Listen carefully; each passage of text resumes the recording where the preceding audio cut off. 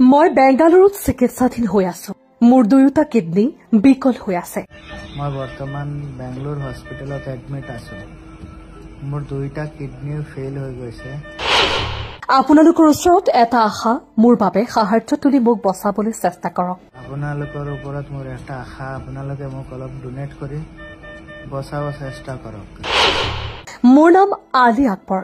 মই হোজাই জিলাৰ দবকাৰ সৰু পথাৰৰ বাসিন্দা। মোৰ নাম আলী আকবৰ। মই দবকা সৰু পথাৰৰ বাসিন্দা।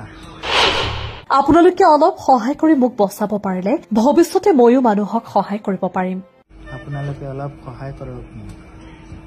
অলপ চান্দা কালেকশ্যন কৰি মোক বচাব পাৰিলে ভৱিষ্যতে ময়ো মানুহক হেল্প কৰিম। হয়, হোজাই জিলাৰ দবকা সৰু পথাৰৰ এগৰাকী অসহায় যুৱকে বেংগালুৰুৰ এখন চিকিৎসালয়ত চিকিৎসাধীন হৈ থকা অৱস্থাতে সুহৃদয়বান লোকৰ পৰা বিচাৰিছে সহায়।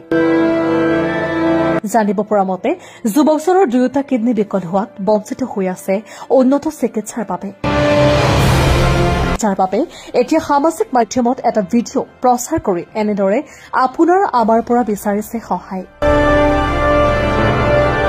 যদি কোনো লোকে যুৱকজনক সহায়ৰ হাত আগবঢ়াব বিচাৰে তেন্তে আমাৰ এই ভিডিঅ' দিয়া নম্বৰত যোগাযোগ কৰি নাইবা গুগল পে' ফোন পে'ৰ জৰিয়তে কৰিব পাৰিব সহায়।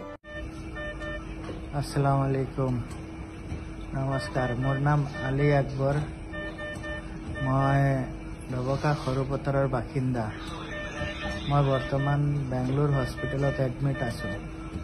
মোৰ দুয়োটা কিডনী ফেইল হৈ গৈছে। এতিয়া আপোনালোকৰ ওপৰত মোৰ এটা আশা, আপোনালোকে মোক অলপ ডোনেট কৰি বচাব চেষ্টা কৰক। আপোনালোকে অলপ সহায় কৰক মোক। অলপ চান্দা কালেকশ্যন কৰি মোক বচাব পাৰিলে ভৱিষ্যতে ময়ো মানুহক হেল্প কৰিম। মোক অলপ সহায় কৰক আপোনালোকে।